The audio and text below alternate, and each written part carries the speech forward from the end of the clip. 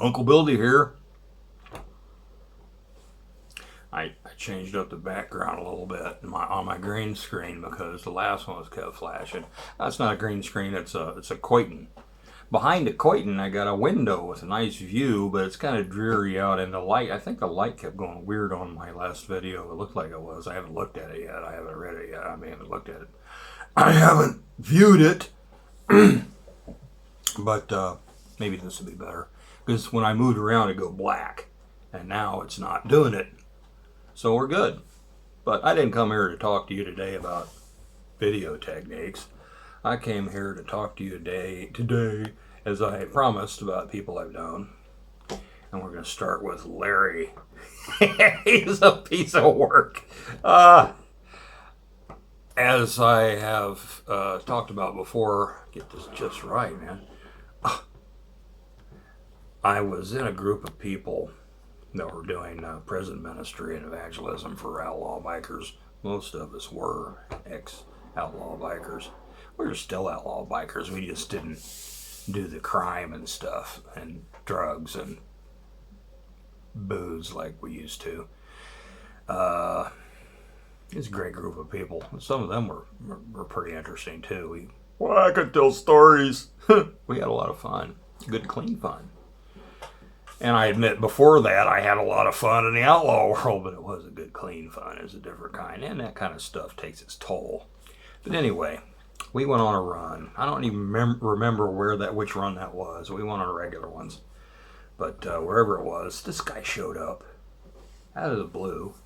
He had an old Honda somebody gave to him, an old big twin Honda, I guess a VT, whatever they made, 1100. I don't even know anything about Hondas. I didn't want to. But it broke down. I was building a bike at the time, and I had a station wagon with most of the roof cut off of it for, like a chase vehicle that could just barely haul one big motorcycle if I had to.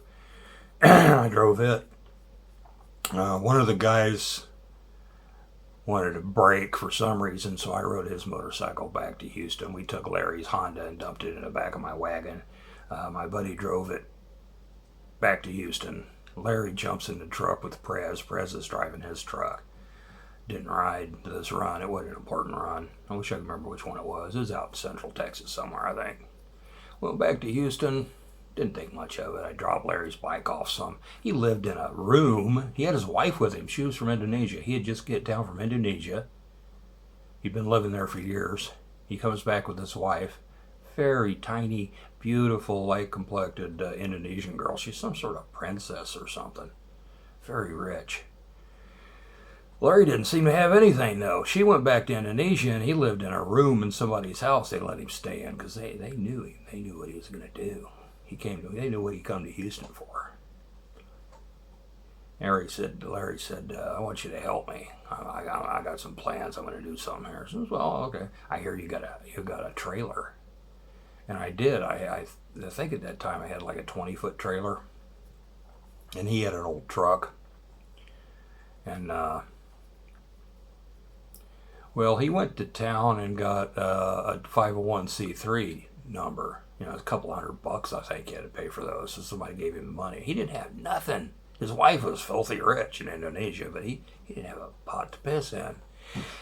Personality-wise, he was a big fat slob. He's a sloppy and he's obnoxious, and he just said whatever he wanted. I got to like him a lot real quick because he just had to overlook that stuff.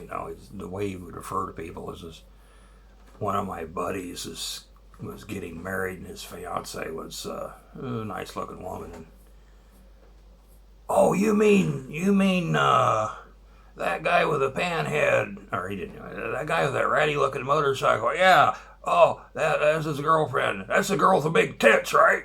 And he talked like that to church people, pastors, everything. Oh, where's that girl with the big tits? I love the guy.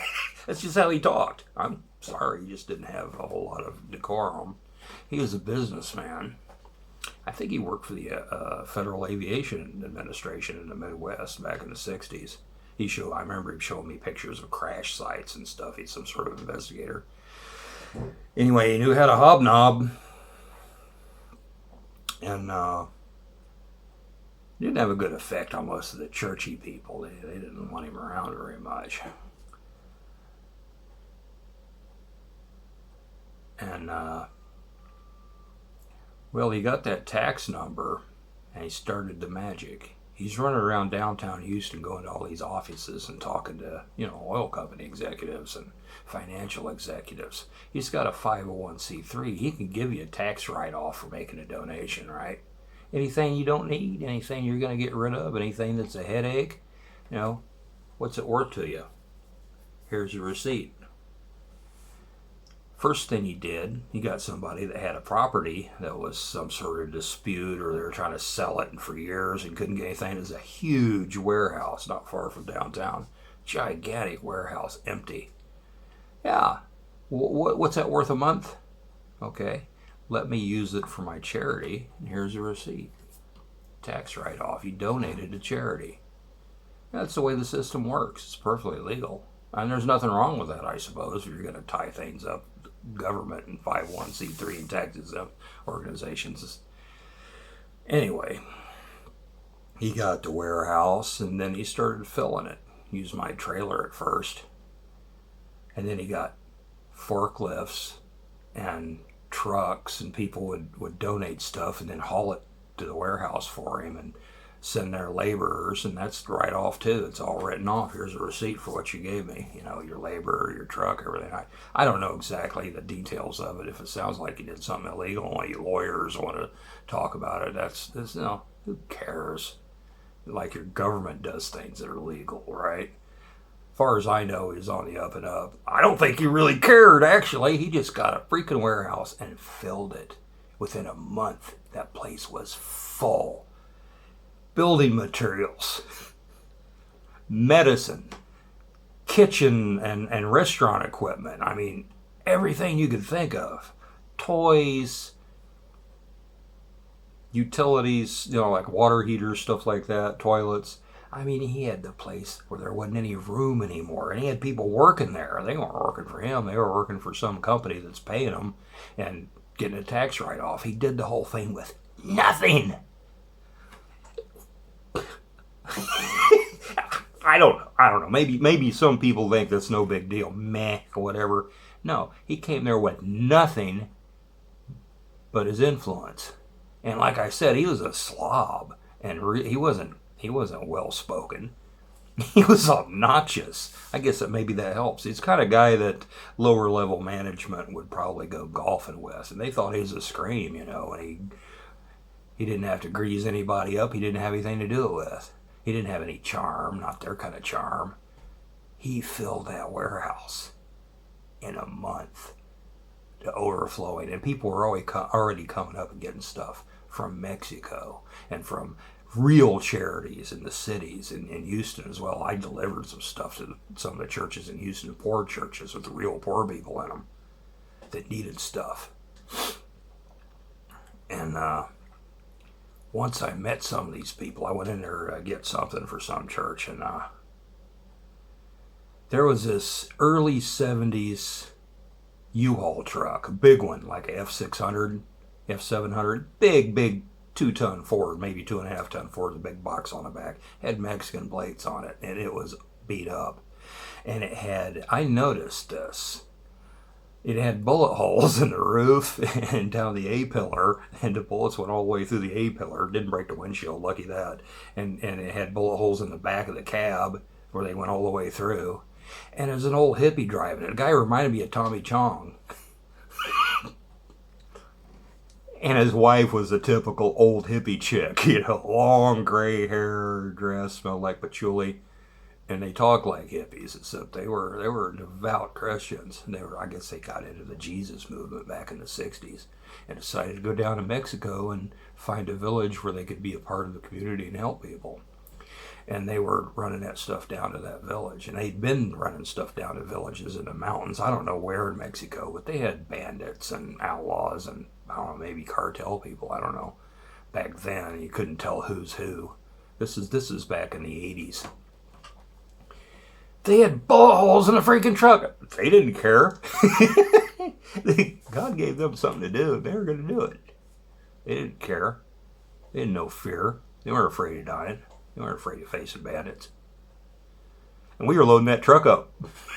Filled it up full of stuff. And was, oh, honey, oh, babe, come look at this. We could really use this. And they're taking stuff down to these poor little villages out in the mountains of Mexico where they've been living. And Larry facilitated it. Like that, for nothing. Did you know people like that existed?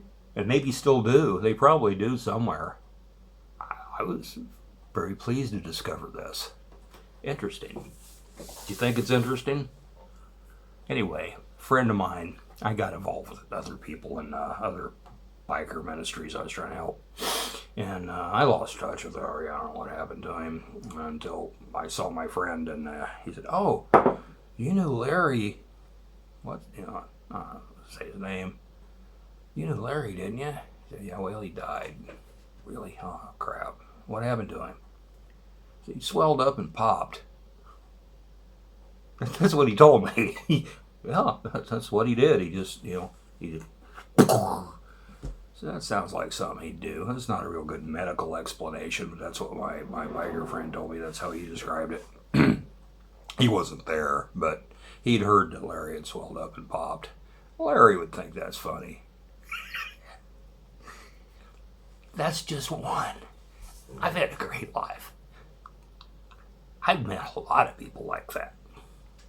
Diamonds. I'm going to talk about it once in a while. I want to do one of these every once in a while. I'll give you a character sketch. Somebody I knew. Some of them are probably still alive, so I got to be careful and maybe change your names to hide the identity of the ignorant or the innocent or whatever, if there are any innocent people. I don't know. But here's to Lair.